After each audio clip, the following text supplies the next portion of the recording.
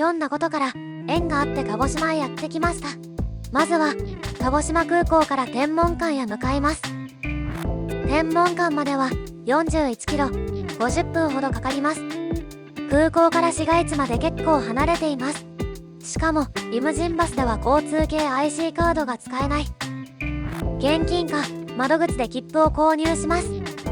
場所によるのかな。空港と天文館の窓口ではクレカが使えました。今晩は変なホテル鹿児島天文館に泊まります。バス停から徒歩1分ほどで到着。人がいないから変なのかなと思っていたのですが、変化の変とのことらしいです。変わり続けることを約束するホテルだそうですよ。その名の通り、結構最新な設備が満載でした。ここはフロントです。人気を感じないチェックインカウンターに近づくとスクリーンに掛け軸と卵、ブスと卵から帰った恐竜が現れます。フロントマンのつもりなのかな。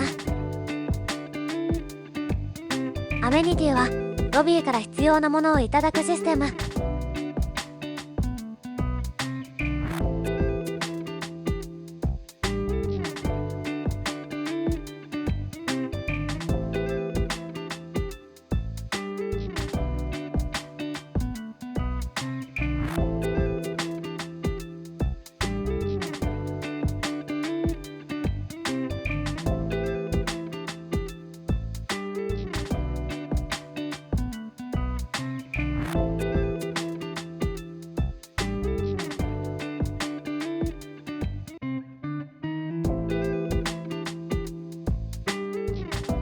漫画コーナーがありました。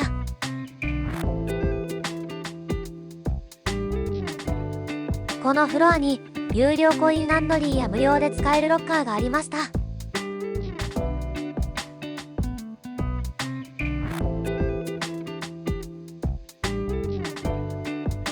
スタンダードダブル 16.1 平米のお部屋です。2022年12月15日にオープンしたのでとても綺麗。まずはウェットエリアから。普通です。狭くもなく広くもない。大浴場がついているのでそちらに入りに行ってもよし。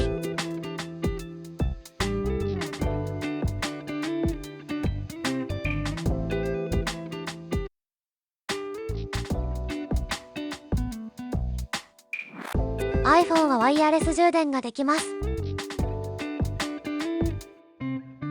有料ですが1日1000円で VR ゲームの貸し出しができる。ベッドはフランスベッドのマットレスを採用しているみたい。そして LG スタイラーもついている。スチームジェネレーターで衣類のシワや嫌な匂いを除去してくれるようです。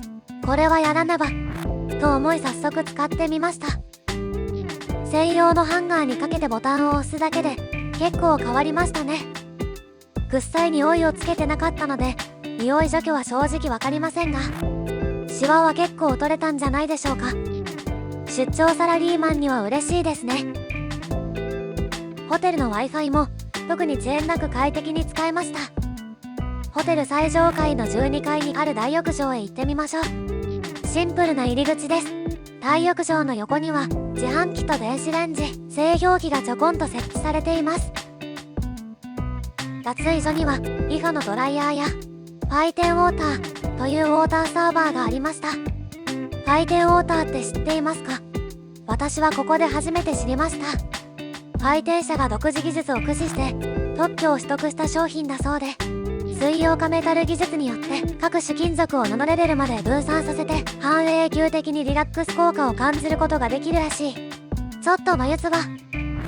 男性風呂のみサウナがありました。変なホテルの隣にレムという眠りに特化したホテルがあるのですが、そこの1階リタリーズが入っていたのでそこで軽く朝食を済ませました。変なホテルも2023年3月1日に朝食会場ソルファがオープン。大人は1320円で食べることができるみたいです。さて、鹿児島シティビューで観光しましょう。鹿児島シティビューとは鹿児島市内の主要観光スポットを1周約80分で周回するバスのことです。通常乗車1回あたり大人190円、小学生以下100円です。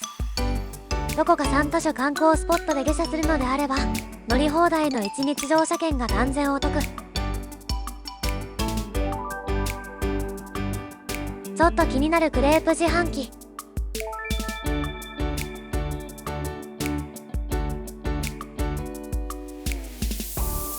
しかもこの鹿児島シティビューの乗り放題1日乗車券を購入すると市電や市バスも含めて乗り放題です。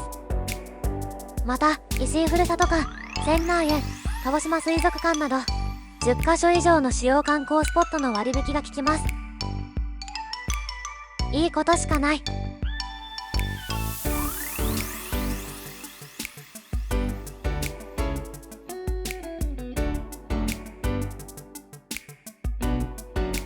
西郷洞窟前で降りてみたかった。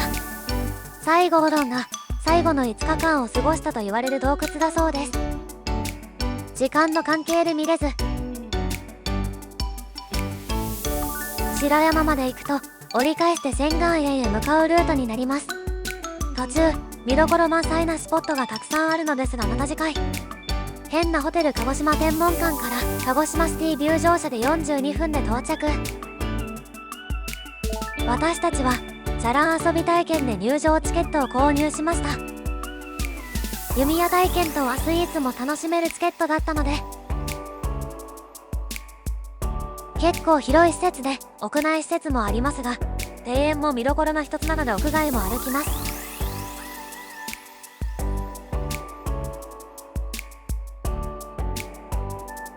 土産物屋や喫茶、軽食屋もあります。ブルーシールアイスもあった。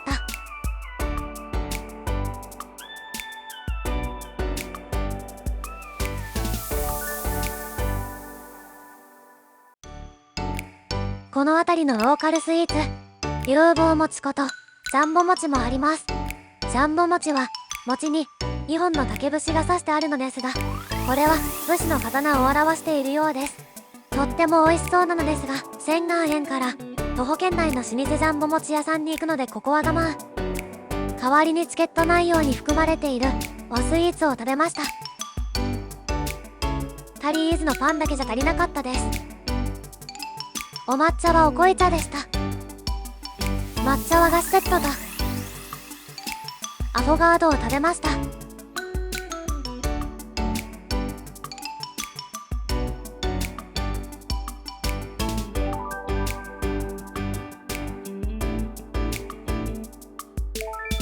隣には土産どころがあり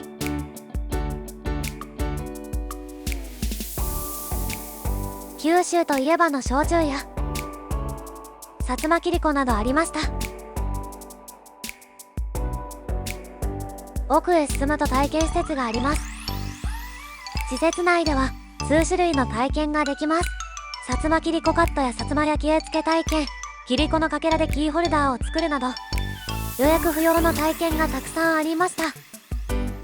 金額はピンキリです。私たちのじゃらんチケットでは弓矢体験ができるのでやってきました。弓矢体験なんてあまりできないので楽しみです。弓矢体験師範的とは当時の農民の娯楽です。農民は武器を持てなかったのですが全ての長さを師範に定め座っていることでお殿様から許しが下り広まりました。いつしか農民の娯楽が武士やお殿様までもがハマる遊びとなったそうです。なかなか難しくて真ん中に命中はできませんでした。本当に広い敷地。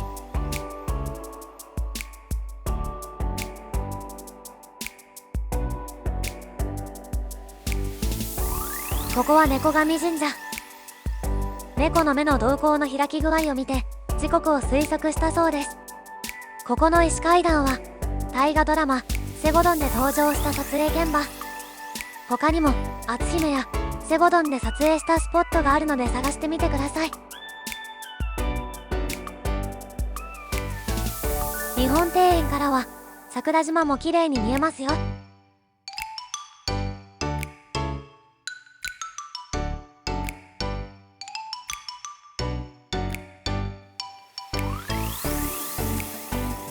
ここは島津家の別邸です。別邸なのにでかい。島津家歴代が暮らし、国内外の要人や篤姫も足を運んだスポットです。そう聞くと、時代は違えどすごいところに来てるんだなと思いますね。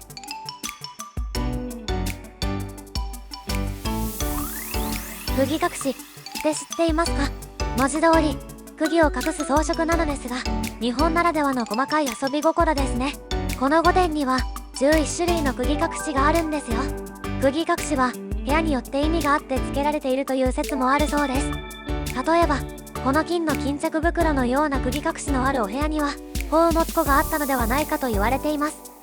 コウモリは古来中国で縁起のいい動物だったということから、東洋文化の影響をちらっと垣間見ることができます。見つけるのが難しい釘隠しもあるので、ぜひ探してみてください。仙巌園に2時間ちょい滞在していました。リニューアル工事のため休館だそうです。この周辺に薩摩切子工芸館やスタバがあります。ということで、スターバックス仙巌園邸へ行ってみよう。このスタバの建物は島津家が金鉱山の事務所として使っていた建物をリノベーションした店舗なのです。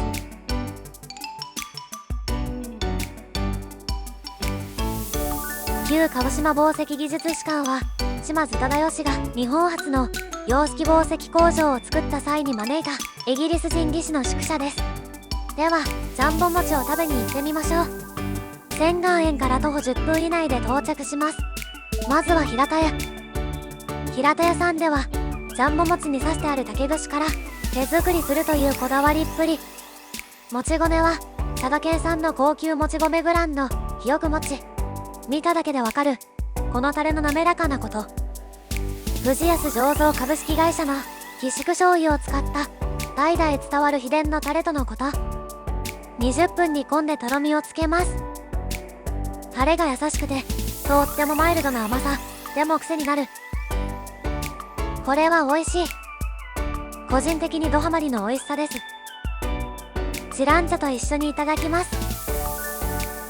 柔らかくて香ばしい餅に絡んで合う癖になる美味しさです。ここが自分の家ならお皿についたタレを直舐めしていたことでしょう。お隣の中川屋にも行ってみましょう。中川家と呼んでいましたが中川屋のようです。創業142年のジャンボ餅屋さんです。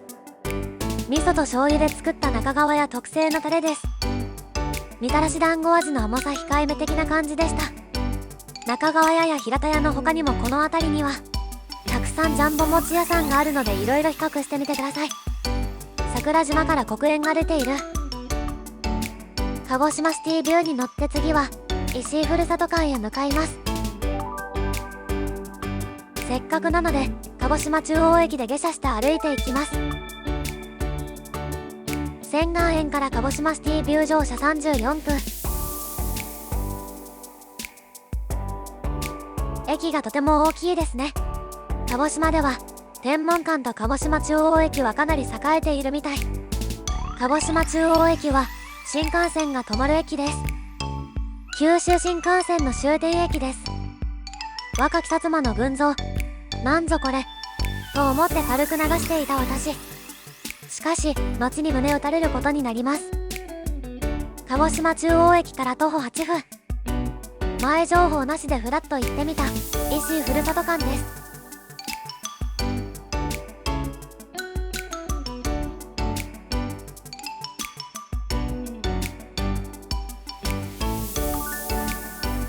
地下と1階にシアターや展示品、情報が満載です。しかし時間がなくてシアター一つだけ見てきました。私たちが行った際、薩摩スチューデント西へが10分後に始まるとのことで、早速シアタールームへ。問題の薩摩スチューデント西へですが、心打たれてしまいました。軽く内容を紹介します。1862年、神奈川県の生麦というところで起きた生麦事件が発端で、薩英戦争が起きます。当時世界一のイギリスを相手に、薩摩藩が単独で戦争をするなんてすごいことですね。イギリスは人的被害が、薩摩藩は物的被害が大きかったそうです。この戦争をきっかけに、イギリスと薩摩の関係が急接近します。イギリスは薩摩の実力を、薩摩藩は西欧諸国の強大さを身に染みて感じ、お互いをリスペクトしました。薩摩藩は西洋の知識と技術を学び、日本を強くしなければならないと感じました。そこで、薩摩藩士の命により、19人の武士たちがイギリスへ密航します。それが先ほど見た、若き薩摩の群像です。そのうちの長澤かなえは、13歳と最年少。19人の留学生は、2ヶ月で英語をマスターし、イギリスまでの経由地で、様々な体験をします。長澤以外、みんな無事に帰国することができます。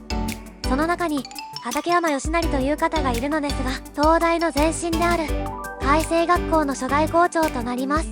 村橋久成は札幌ビール設立をし、森有則は初代文部大臣。長澤かなえは、ワイン農園で成功を収め、ぶどう王と呼ばれることとなります。この施設をちゃんと見れなかったことが残念でなりません。次回は、最初にここに来てから観光しようと思います。この施設、私たちが見ると何時間かかるんだろう。とりあえず、晩ご飯を食べるために、一旦鹿児島中央駅へ戻ります。大人気とんかつ屋さんの、とんかつ川久。鹿児島中央駅から、徒歩4分のところにある食べログ100名店のお店です。長蛇の列を並ぶのを避けたいと思い、16時40分到着。タイムズクラブ会員証提示で、川久コロッケ1個サービス。私は、ヒレをいただきます。ヒレはとても柔らかく、塩でいただくのがおすすめです。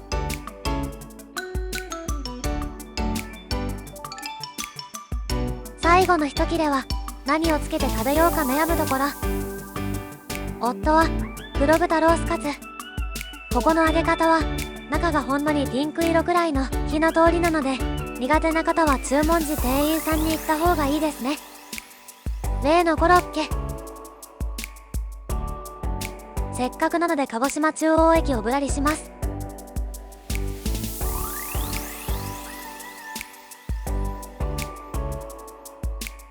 お茶の粉末が入った茶箱かわいい。これ美味しかったのでまた購入しました。天文館まで徒歩20分ちょいなので歩いてホテルへ帰りました。とてもロングなアーケードです。気になっていた自販機のクレートを買ってみた。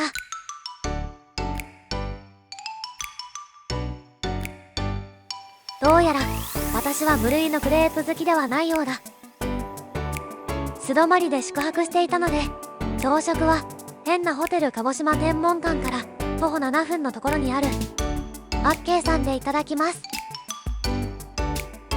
バッケーはニュースタイルホテルメイトという結構古いホテルに併設されています。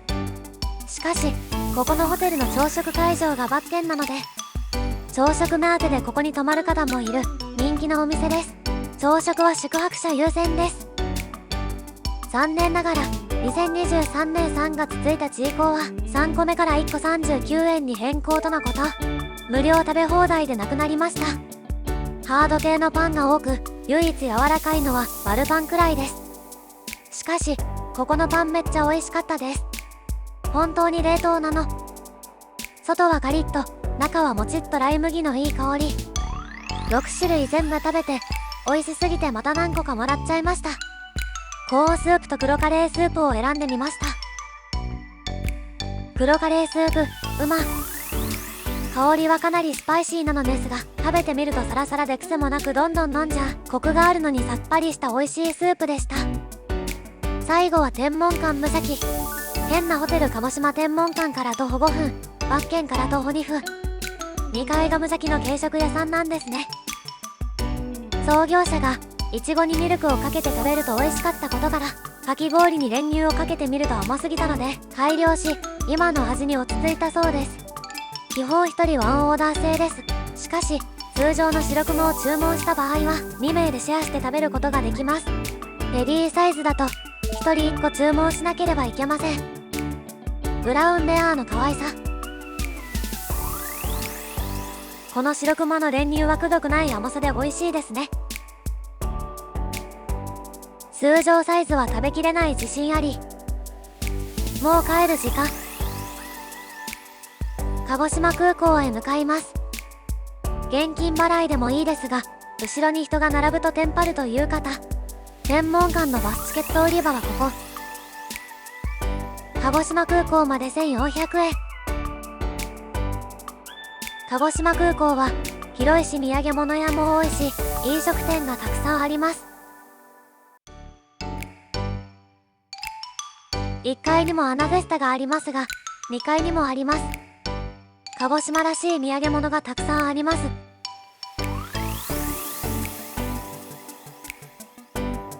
3階には展望デッキと飲食店があります。中華や黒豚、うどん、そば、鶏飯バイキングで650円で安い。いろいろ見回っていると、とんかつ川久の文字が見える。ここにもあんのかい。調べてみると、鹿児島の老舗デパート山形屋内で営業をしている創業昭和50年の瀬戸口精肉店さんが営むとんかつ屋さんなんだそうです。夫がどうしても食べたいというラーメン屋さんに行ってみました。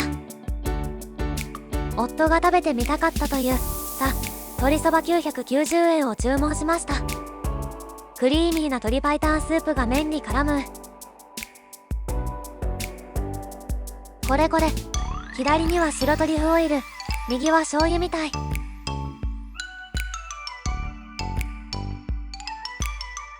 この白トリュフオイルを入れると一気にランクアップ。絶対入れるべきオイル。コース料理のスープで出てきそうな味でした。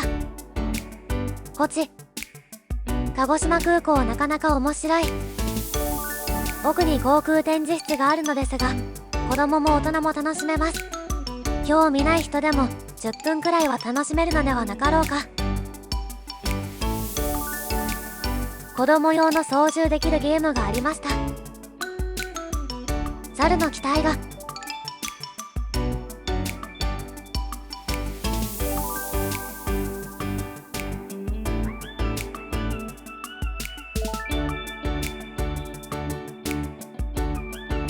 反転フラップ式案内表示器が決まった時間にパタパタ回ります。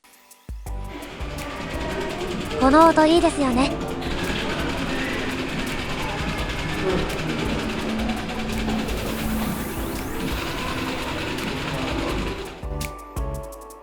フライト時間がかなり遅れたので、フライトのめどが立つまでラウンジで休憩しました。お決まりのアナラウンジへ直行したのですが、もっといいラウンジを見つけたので紹介します。いわゆるカードラウンジです。2階南側にあります。人が多くて座席の全体像をお見せできないのですが、綺麗だしドリンク豊富でした。